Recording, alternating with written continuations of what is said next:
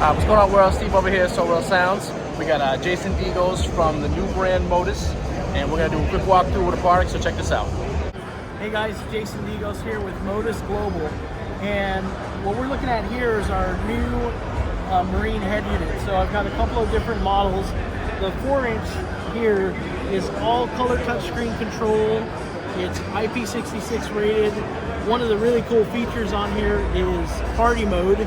So you can actually go in and transmit, and if you've got a couple of other boats partying out on a sandbar with Modus systems, that other boat or your friends can pair up to your radio and you can be the DJ, and this will transmit up to 100 meters or 330 feet. 100 meters? Yeah. Okay. It's got 3-zone control, subwoofer control, and it's also compatible with NEMA 2000. So if you got Simrad or a controller like that, you can tie into that network, and you can also tie in our separate controllers. So we've got NEMA transfer remotes, also other NEMA head unit controllers for different parts of the boat. So the MX44 is NEMA, and also I've got an MX23 over here that's also NEMA. Color screen, not touch screen, but it does have party mode. It is NEMA compatible. Also 3-zone receiver. So 3-zone sub-level. I mean, really cool. It's a Sirius XM, Bluetooth, obviously, Apple MiFi, so you get album art, things like that on screen. Okay. So really cool entries into our marine line. And then I've got an entry unit here, the MX12, which is a LCD screen, but still has party mode, and it's a 2-zone unit. So good entry-level unit, 25 watts by 6, so a smaller boat. If you want to run off deck power, still got pretty good power. Awesome. Awesome. Speakers here? You wouldn't even notice it. So these are our Modus speakers. One thing that you notice on all of our Modus speakers here is that there are no screw holes. So the grill actually snaps into place. So it hides all the screws, but it does come with stainless hardware, but it just serves as a cleaner look.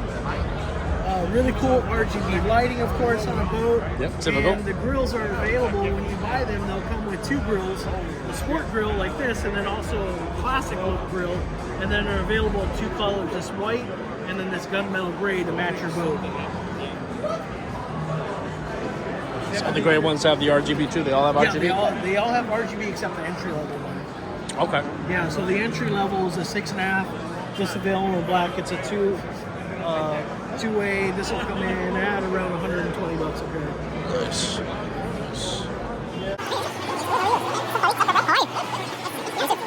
So we can take a look at marine amps. Yeah, absolutely. So these are our entry-level Portale marine amplifiers. This is going to be available in a 4-channel and a 5-channel. These are all IP rated as well. Sealed Deutsch connectors. So really good power at 100 by 4, 100 by 4 on the 5-channel with 251 mono. Again, really small footprint, Class D. And then I've got our mezzo amplifiers, and these are really special. So these amplifiers have what's called a pre-act technology, which is our current averaging technology. So what we have going on in here is that our power supply is actually tied to a lithium-ion power cell. And what that does is it serves as a reservoir for the audio amplifier side. So as the audio is playing and the amplifier requires current, it actually draws current from the built-in lithium-ion cell instead of from your vehicle. So it's not pulling from the car. It's not pulling from the car. The car's charging from the battery, so and the battery's supplying power to the audio? Yeah. So it's a really efficient way to do an electrical system in a car. So the advantage is now we have a lot of power output. These are 150 watts by 8 and also 1500 by 1 mono. So a lot of power, but very little current draw. So we're about 4.5 to 5 times more efficient than other traditional amplifiers. All our power supply that's hooked up to the car, all it's doing is it's keeping that lithium-ion cell charged. And our amplifier side, another huge advantage is that we're running the amplifier at 24 volts, so it's way more efficient on the amplifier side. They also, the other advantage is with our power supply is we've got a really wide operating range and voltage. So we can actually work from 9 volts to 58 volts. 58? So, yep. So up to 58 volts. Most amps are around 16? You can probably get maybe one up to 24. 16. Yeah, maybe. so there are some that go to 24, but it's a separate amplifier. It's not the same amp. Right. So this amplifier will work in that larger voltage range. So think of any modern car, any EV. You know, I have a 24 Tesla Model Y that's 15.1 volts. Tesla Cybertruck is one of our demo vehicles. That's 48 volts. We have a 6,000 watt system in the Cybertruck, and it draws less than 25 amps of current. 6,000 at 25? Yep, 25 amps of current. All right. So these are available in 6-channel, 8-channel, and mono. So this is the Marine version here with the Deutsch connectors. That's awesome. And now there's going to be a car version of this stuff too? The car version, yeah. So cosmetic will be the same. It's going to be a darker finish. And we haven't finalized it yet, but I think I want to stick with the Deutsch connectors on the car version as well. Servicing wise and... Yeah, what we've seen a lot of is that, you know, when we're building amplifier racks in cars now, it's always behind something that needs to be serviced. So when that, whatever has to be serviced, when we take the amp out, we have to undo the wires. Now you've got a live wire. Oh, Yeah, so I mean, if you're more pulling the fuse properly, but, less you know. potential for error when you put it back, with Yeah. phase, or just anything that happens, or mixing up the RCA cables. So with the Deutsch connectors, it's just less potential for that, but it also makes it easier on the install because now you can pre-wire the harness, tie it up really nice, just kind of like how you do a remote starter. Yep. Get it where you want it, and then mount the amplifier and plug it in. Yep. Right? And the only reason why we couldn't do that before with traditional amplifiers is because the current that's required to run a traditional car amp, Right. you needed that other type of connector. So with the Deutsch connector, typically those are current limited. You can't put a lot of current through Yeah, them, you're not going to put a 4 gauge on it. Yeah, because we're requiring less current from the car, we can use a Deutsch connector. So really, it's 3 14 gauge power ground wires that are tied to a single 8 gauge. So 1500 watt amp you can do with a set of 8 gauge wires. That's awesome. Yeah. No more 1,000 watt amp stopping a Honda Civic. Nope. Nope. Not at all. So this is our Apex car amplifier. This is a Class AB amp, and one of the first things you'll notice... Class AB? Yeah, this is all Class AB. It's tiny. Yep. One thing that's really cool is that it's a Class AB with a full Class A front end, so high voltage Class A front end. So it's really good sound quality. It takes that signal in, it steps it up the voltage, and so it's really clean and high going into the amplifier section. Now, you'll notice it is a Class AB and it's pretty small, and it's in a clear plastic case. So the way that we do that is a technology called peak cool. So the heat sink for the amplifier is actually internal. So if you look here, that heat sink is a CNC machined aluminum block with a bunch of little fins in it, and there's a fan that goes on top of it. That fan draws cool air in, and around that aluminum block are all of the devices that get hot. So all the FETs, everything that gets hot, mounted all around it. And that cool air is drawn in, and there's a vortex on the bottom of the amplifier. That helps accelerate the air, and it draws that cool air in faster and pulls that heat away and exhausts it out from underneath the amplifier. So the fan, the heat sink, and this vortex all help pull that hot air out of the amplifier. Why is that? What's that? Yeah, it's cool. So this is a 4-channel, about 125 by 4 or 700. 125 by 4. Yeah. Wow. A lot of power. And it's for Class AB. This thing is Yeah, it's pretty small. It's tiny. and the mono and the 4-channel are the same chassis. And that's what we have here in this Aston Martin. Oh, I like how they look lit up too. Yeah, that LED strip is a diagnostic LED. So, Okay, so it'll change colors if Yep. there was an issue with something. Yep. Wow, Yep.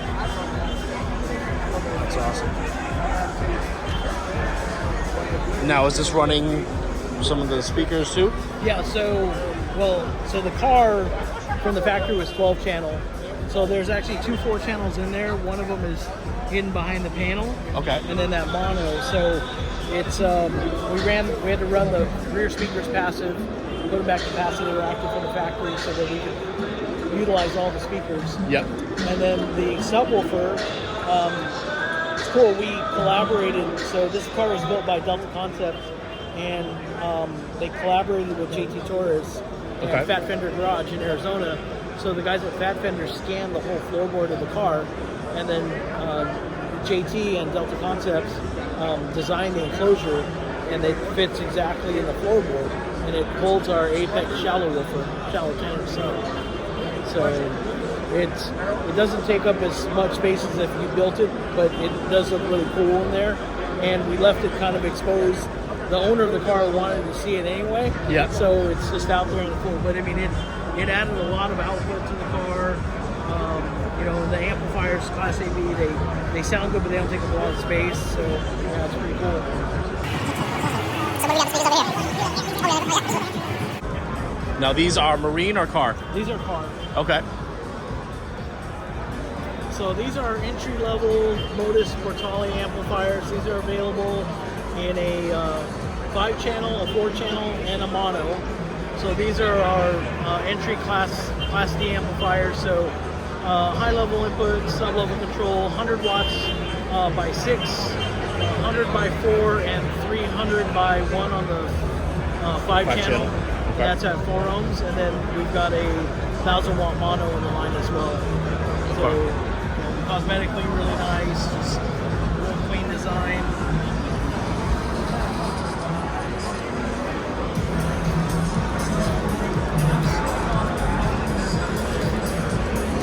It's awesome. So these are our mezzo coaxial and component speakers. So these are all cosmetic engineering samples.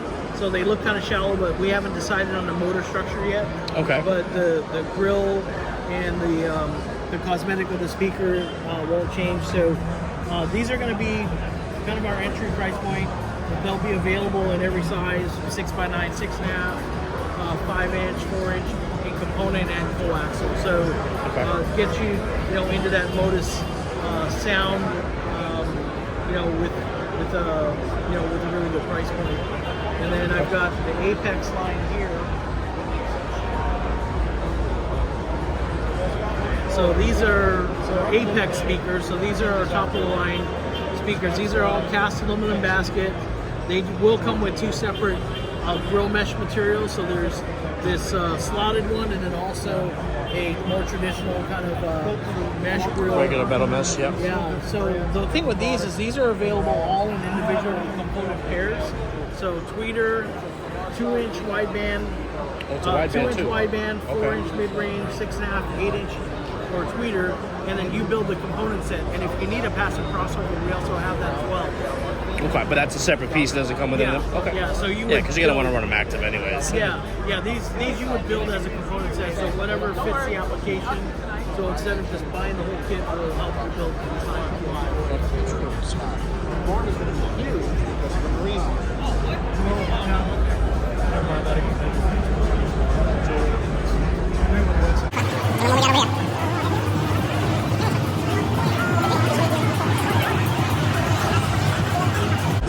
So these are Modus head units. So these are available in a 7-inch double din, and then I've got modular 10, 12, and 15-inch. So these are modular, so separate breakaway unit, which is a din size about half depth. Okay. So these are 8-channel RCA out, also toss-link variable volume out. Okay. So these were built for sound quality then? Yeah. Gotcha. Yeah. So, of course, wireless CarPlay, Android Auto, Sirius XM. We also have Maestro compatibility on board. Accessory outputs, so there are 4 accessory outputs. So these are all programmable. So if you've got rock lights or other accessories, and they're programmable with either a latch or a momentary out, negative output. So that's really cool. Of course, HD radio. One of the things that's going to be really cool is the 10. It's going to come with this button cluster, but the button cluster is also modular. So in the case of like a custom application, okay, where let's say you just wanted to flush mount the screen, that button cluster is removable. we'll have an update to the software where you'll be able to access these functions on the screen. And that's how. Oh, so you won't even need to really even use that. Not if you don't want to. Yeah, it's a separate piece. Oh. So you can tuck basically the brain of it away. Yeah, and then you could just have a screen, and then you could either have that like maybe in the console or something if you want to use the textile buttons, but if not, program this to actually do these functions. Yeah, so it'll be on screen. We're actually developing another wired remote, so kind of like a BMW iDrive remote, so that you can put that away instead of this. This will have contacts on it, so in theory you kind of could if you wanted to make something, but we're going to make a separate wired remote. That's awesome. Yeah, but the GUI will support like on-screen volume control, so there'll be soft buttons at the bottom that are just going to be like this. That's so really that's cool. One of the things that's really cool. It's like it's all software based now. So you know when we're like this is an early GUI, but our engineers right now are working on that update so we can do that. And then that way on the 12 and the 15 we won't have that button cluster. It'll just be all on screen, and then you have a wired remote. So how big's the cable? The cable for this is just a standard USB-C. That's it? Yeah. So the one that it comes with has a positive lock on it, but they're USB-C ends on it. So these are about 3 meters, so you can almost put it Instead of it. Yeah. That's really cool. Yeah. That's really cool. So it's got USB, 2 USBs, a USB-C, but it's and it's 5 amp charging. So all the stuff that you would we need that people want.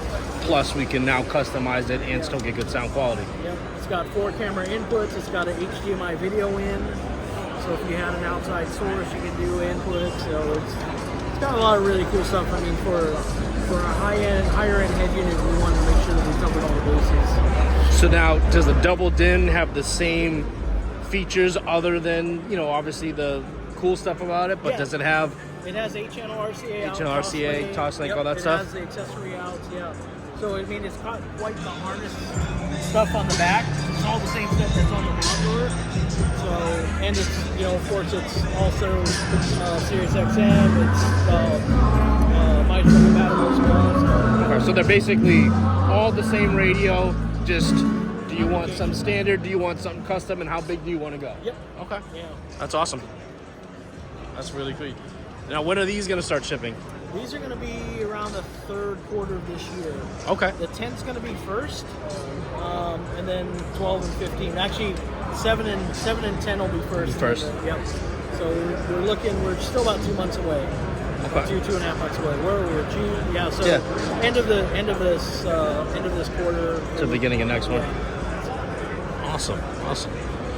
And I see we got some subs over here. Yep, so we got a couple of our prototype subs. So these are all cast aluminum baskets. These are in the Apex line. So they'll be cast aluminum basket, cast aluminum cosmetic ring. Soft parts right now we're still engineering. So we know what the sound is, and we've got a couple of prototypes in the lab that we're listening to. But the cosmetically, these won't change. They'll be just like that. And we've got 8, 10, and 12. 8, 10, and 12. Then a 10 and a 12 in the shower. Gotcha. Okay. That's awesome.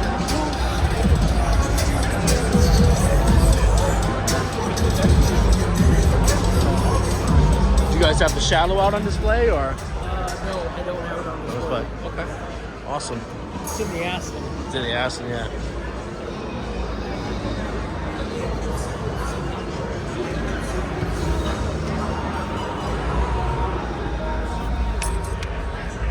So that's just shy of 0.4 cubic feet, and that's sealed, and it's this was 3D printed, so they scanned the whole floorboard and designed it, so it sits way back there. You still got plenty of leg space for most people. Yeah. Not if you're a giant, but not too many giants getting in this car anyways. Yeah, no, I mean, and it's having that up there and the amount of power, I mean, it's pretty good.